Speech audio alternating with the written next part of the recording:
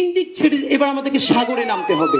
আমাদেরকে আজীবন শেখানো হয়েছে তিন দিক থেকে ঘেরা, এরপরে সাগর ডুবে মরবো। অথচ এই তিন দিক ঘেরার পরে এই সাগর যে আমার অপার সম্ভাবনা, আমার শক্তি, যেখান থেকে আমি দুনিয়াকে উন্মুক্ত করে বহু বিশ্বের সাথে মিলে যেতে পারি, যেই সাগরে আমেরিকার দরকার, যেই সাগর চায়নাকে দরকার, যেই সাগরে অ্যাক্সেস না পাওয়ার কারণে সেভেন সিস্টার্স বড় ক্রাইসিসে থাকে, আমি বরং ইন্ডিয়াকে বাধ্য করতে পারি, তুমি আমাকে হেল্প করলে তোমার অনেক টাকা আমি বাঁচাই দিব, সেভেন সিস্টার্স আমি পণ্য পরিবহন করতে দিব।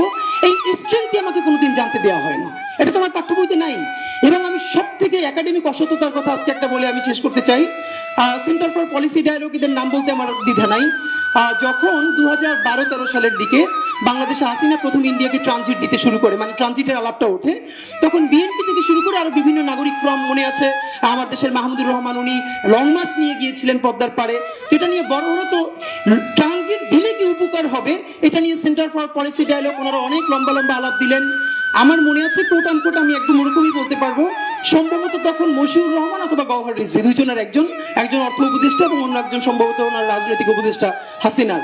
তো প্রথমে তারা অ্যাডভোকেসি করতে গিয়ে বলেছিল, আমরা যদি ইন্ডিয়াকে ট্রানজিট দেই, সেই শুধু ট্রানজিটের ফিতে আমরা সিঙ্গাপুর হয়ে যেতে পারবো।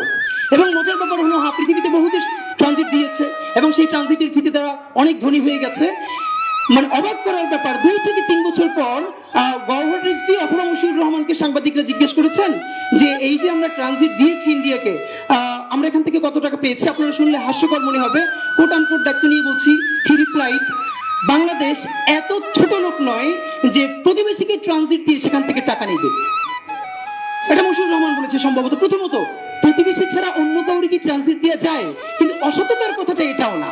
অসততার কথাটা হচ্ছে, আপনারা যারা এখানে পলিটিক্যাল সায়েন্সের ভাইরা, সাররা তো নিশ্চয়ই জানেন, সারদের জন্য বলা না, আমাদের জন্য বলা, বাংলাদেশ ভারতকে কোনোদিন ট্রানজিট হয়? এটা তো করিডোর। আমরা জানি প্রথম কোনো দেশ দ্বিতীয় দেশের মধ্য থেকে জায়গা নিয়ে তৃতীয় দেশে যদি অবস্থান গ্রহণ করে, ইট ইজ কল্ড ট্রানজিট। যেমন নেপাল যদি ভারতের ভূমি ব্যবহার করে বাংলাদেশে বিদ্যুৎ নিয়ে আসে, এটা ট্রানজিট। বাংলাদেশ যদি ভারত হয়ে ভুটান চলে যেতে পারে, তাহলে মাঝখানের রাষ্ট্রটা ট্রানজিট দিবে ইন্ডিয়া। নেপাল এবং ভুটান গত বছরের পর বছর ধরে ইন্ডিয়ার কাছে ট্রানজিট চাচ্ছে, তারা বাংলাদেশে আসতে চায়, আমাদের চট্টগ্রাম সমুদ্র বন্দর থেকে ফ্যাসিলিটিস নিতে চায়। ইন্ডিয়া দিচ্ছে না, কারণ তার জন্য ক্রাইসিস আছে নাকি সিকিউরিটির। দুই পাশে দুইটা ছোট্ট দেশ, একটা বাংলাদেশ একটা নেপাল, সে কি ক্রাইসিস তৈরি করবে? অথচ ইন্ডিয়া বলছে কলকাতা থেকে মাল ঢুকে পুরো বাংলাদেশের বুক চিরে আবার ভারতে, মানে ত্রিপুরায় ঢুকবে। খেয়াল করবেন, ভারত বাংলাদেশের মধ্য থেকে আবার একটা দেশে ঢুকবে, তৃতীয় দেশে না, ভারতের মধ্যেই ঢুকবে। এটাকে কোনোদিন ট্রানজিট বলে না, এটাকে বলে করিডোর।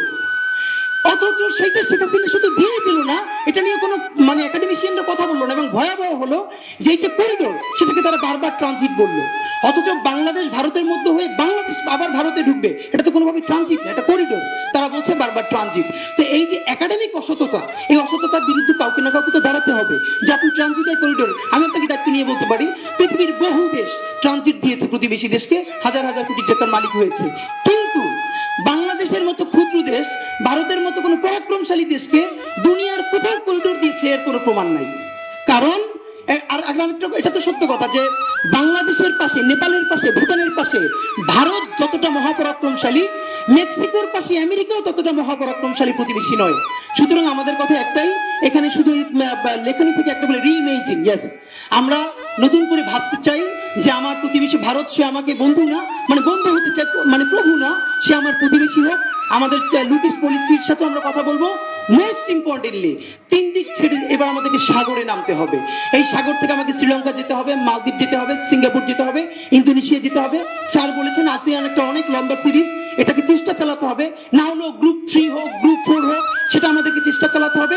পুরো বাংলাদেশের 18 কোটি মানুষকে নিয়ে বঙ্গোপসাগরে নামতে হবে। লাস্ট কথা হলো, ডক্টর ইউনূস সাহেব তিনি যে করিডোর কথা বলেছেন, মানবিক কারণে হোক, যে কারণে হোক, আমি অত্যন্ত মানে কোনো ধরনের দ্বিধা ছাড়া বলতে চাই, কোনো ধরনের পলিটিক্যাল স্টেক ছাড়া এই করিডোর দেওয়া যাবে না এবং যাবেই না। এর কারণ ডক্টর ইউনূস সাহেবের সাথে আর 10 জন আছেন, তাদের বাংলাদেশের জনগণের সাথে কোনো দায়বদ্ধতা নাই। আজকে এই সরকার পড়ে গেলে কালকে কেউ IMF এর অ্যাডভাইজার হবে, পরশু বিশ্ব স্বাস্থ্য সংস্থা বা আরো একটা অর্গানাইজেশন হবে, তার বাংলাদেশের দায়-দরদ কিসের, দায়বদ্ধতা কিসের? বিএনপির যত ভুল থাকুক, জামাত ইসলামের যত ভুল থাকুক, তারা পলিটিক্স করে এই দেশের, এই তার দরদটা আছে এবং তার দায়বদ্ধতা আছে। সুতরাং করিডোর অবশ্যই দিতে হবে, সেটা বিএনপিকে, জামাত ইসলামীকে, সবাইকে এনগেজ করে পলিটিক্যাল স্টেক হোল্ডারদেরকে সাথে নিয়ে তারপরে এই মুভ করতে হবে। আমরা বাংলাদেশের জনগণ জুলাই করেছি মানে আর একটা নতুন বিশ্বযুদ্ধের মধ্যে নিজেকে জড়িয়ে নেওয়ার জন্য নয়। বাংলাদেশ জিন্দাবাদ, ইনকিলাব জিন্দাবাদ।